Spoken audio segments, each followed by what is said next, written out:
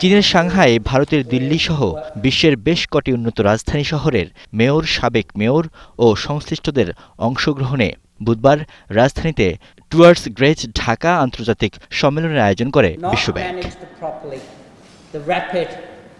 সম্মেলনে বিশ্বের উন্নত দেশগুলোর রাজধানীর আদলে ঢাকাকে গড়তে সহায়তার আশ্বাস দেয় বিশ্বব্যাংক। এ সময় সীমাহীন সীমাবদ্ধতা আর সমন্বয়হীনতার নানান অজুহাত তুলে সিটি গভর্নমেন্ট গঠনের দাবি জানান ঢাকার দুই মেয়র।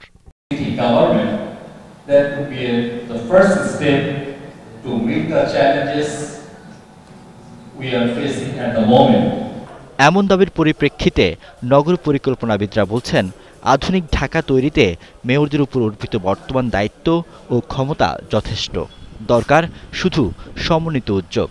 এই মুহূর্তে যে ক্ষমতায়নের প্রক্রিয়া প্রধানমন্ত্রীর দপ্তর থেকে বারবার এনাদেরকে করা হচ্ছে, মনে হচ্ছে যে নগর সরকারের যে ক্ষমতায়ন, নগর সরকারের যে কাঠামো, তার একটা সুডো কাঠামো সরকার গঠন করতে চাচ্ছেন। এইরকম সময়ে ওটি না হলে আমি কোনো কাজ করতে পারবো না, এটি বলা সমীচীন নয়। নগর উন্নয়নে ক্ষুদ্র জনগোষ্ঠী নয়, বৃহৎ জনগোষ্ঠীর স্বার্থ রক্ষায় সিটি কর্পোরেশনকে নজর দেওয়ার কথাও বলেন এই নগরবিদ। পদচারী বান্ধব গণপরিবহনের ব্যবস্থা যদি আজকে করি, লক্ষ লক্ষ মানুষ, মধ্যবিত্ত, নিম্নবিত্ত, নিম্ন মধ্যবিত্ত, তারা উপকৃত হবে। এবং ওটি না করে উচ্চবিত্তদের পেছনে দৃশ্যমান উন্নয়নের খরচ করেন, তাহলে আমরা কিন্তু ওই জায়গায় যেতে পারবো না।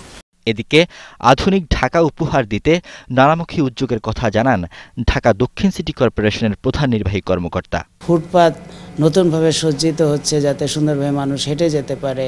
জলাবদ্ধতা যেখানে হয়, কেন হয়, সেটার সমস্যা চিহ্নিত করা হচ্ছে এবং ড্রেনেজ ব্যবস্থার উন্নয়নের চেষ্টা করা হচ্ছে। আর সিটি গভর্নমেন্ট গঠনও সময়ের দাবি বললেন এই শীর্ষ কর্মকর্তা। কর্তৃত্বের অধীনে কাজটি হয়, তাহলে সেই কাজটি ভালো হয়, সুচারু হয় এবং সমন্বিত হবে। রিয়াদ সুমন, একুশে টেলিভিশন, ঢাকা।